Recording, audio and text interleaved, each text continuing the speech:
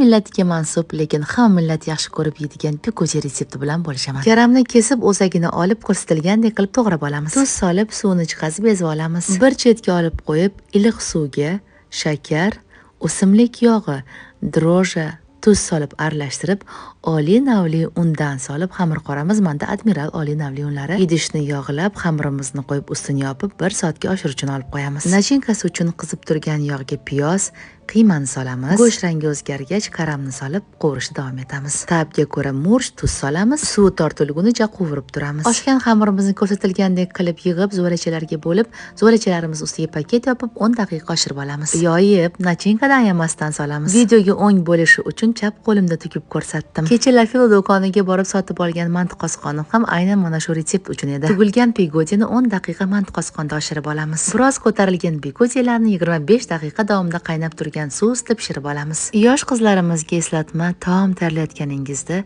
boshingizda ro'molingiz bo'lgani yaxshi. Retsept uchun nodirangizni duo qilishni unutmang.